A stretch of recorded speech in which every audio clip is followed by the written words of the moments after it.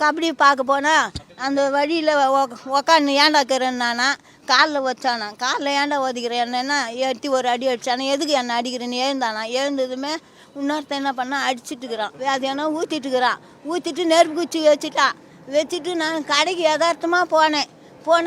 அவ அப்படி இழுத்துன்னு போகிறாங்க பிரிட்ஜு கீழே இந்தாண்டு கபடி ஆடுறாங்க இந்தாண்டு மேட்ச் ஆடுறாங்க இந்த பிரிட்ஜு கீழே இழுத்துன்னு போகிறாங்க யார் புள்ள ஐயோன்னு வாயில் வயிற்றுல இப்படியே அடிச்சுன்னு ஓடினேன் என் புள்ளன்னு எனக்கு தெரியாது. அப்புறம் இன்னும் செல்லு கணபதியை யாரான்னா அவன் பதிலே சொல்ல இப்படியே கவுந்துட்டான் அவனும் கவுந்துட்டான். அப்புறம் இவனை போய் பார்த்தா தலையை தூக்கி பார்த்துட்டா என் பேர் நகரான் நான் என்ன செய்யறது அங்கேருந்து ஓடி அந்த ஊரில் கத்தி பிள்ளைங்க எல்லாம் கொடியும் கொம்பும் அடியை எடுத்துன்னு ஓடிச்சு முன்னே ஏற்கனவே சண்டை நமக்கு உங்களுக்கு காலில் வீழ்ந்து கும்பிட்றேன் உங்களை கையெடுத்து கும்பிட்றேன் நீங்கள் போகாதீங்கோ நாங்கள் ஆம்புலன்ஸில் பையனை இட்டுன்னு போகிறேன் அப்படின்னு எல்லாரையும் இட்டுன்னு வந்து எங்கள் பசங்களை வீட்டில் விட்டுட்டு நான் ராத்திரி காஞ்சிபுரம் ஆஸ்பத்திரிக்கு வந்தேன்.